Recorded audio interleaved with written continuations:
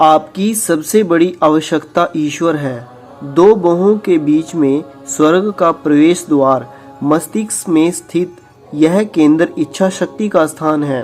जब वहाँ मन को एकाग्र कर शांत चित्त से आप कोई तीव्र इच्छा करते हैं, तब वह इच्छा पूर्ण होकर ही रहती है। इसलिए अपनी इच्छा शक्ति का प्रयोग कभी बुराई के लिए मत कीजिए। जानबूझकर किसी का बुरा करने के लिए इच्छा शक्ति का उपयोग करना उस ईश्वर प्रदत्त शक्ति का गंभीर दुरुपयोग है। यदि आप देखते हैं आपकी इच्छा शक्ति गलत दिशा में जा रही है, तो उसे तुरंत रोकिए।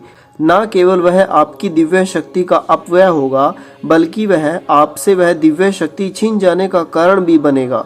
तब आप उसे अच्छाई के लिए भी इस्तेमाल नहीं कर पाएंगे। सच्चे मन के साथ यह तय कर लीजिए कि आपकी प्रार्थना उचित है या नहीं। ईश्वर से ऐसा कुछ मत मांगिए जो जीवन के असामान्य परिस्थिति में असंभव हो। केवल सच्ची आवश्यकताओं की ही मांग कीजिए और आवश्यक आवश्यकताएं तथा अनावश्यक आवश्यकताओं के बीच में अंतर को पहचानिए। अनावश्यक आवश्यकताओं से पीछा छुड़ाने का सबसे अच्छा तरीका यह है कि विवेक बुद्धि का उपयोग कर इन्हें अपने मन से निकाल कर बाहर कर दें। बड़ी बड़ी इमारतों के सपने देखना कभी मेरा शौक हुआ करता था, पर अब वह नहीं है। अब मेरे पास वैसी बहुत इमारतें हैं और उनके साथ उनके रखरखाव का सिरदर्द भी। अपनी संपत्ति होना एक चिंता युक्त जिम्मेदारी है। इसलिए अनावश्यक वस्तुओं को प्राप्त करने की इच्छा को मन से निकाल दीजिए। केवल अपनी वास्तविक आवश्यकताओं पर ही ध्यान दीजिए। आपकी सबसे बड़ी आवश्यकता ईश्वर है।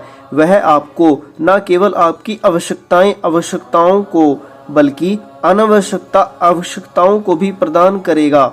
जब आप उसके साथ एक हो जाएंगे, तब वह आपकी हर इच्छा को पूर्ण कर देगा। उसकी विलक्षण से विलक्षण इच्छा भी पूरी हो जाएगी। भारत में जब मैं छोटा था, तब मुझे अपने लिए एक टट्टू की तीव्र इच्छा हुई थी, पर मेरी माँ किसी तरह से मुझे टट्टू दिलाने के लिए तैयार नहीं हुई।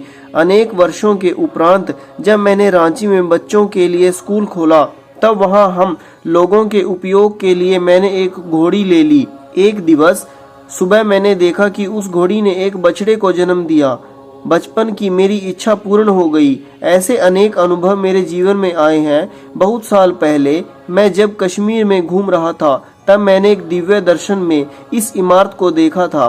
कई वर्ष बाद जब लॉस एंजल्स आने के बाद मैंने इस स्थान पर आया, तो मैंने तुरंत पहचान लिया कि यह वही इमारत है जो मैंने उस दिव्य दर्शन में देखी थी, और मैं जान गया कि यह इमारत हमारी हो। यही ईश्वर की इच्छा थी। योगानंद जी के ऐसे अन्य विचारों के लिए हमारे चैनल को लाइक सब्सक्राइब जरूर करें।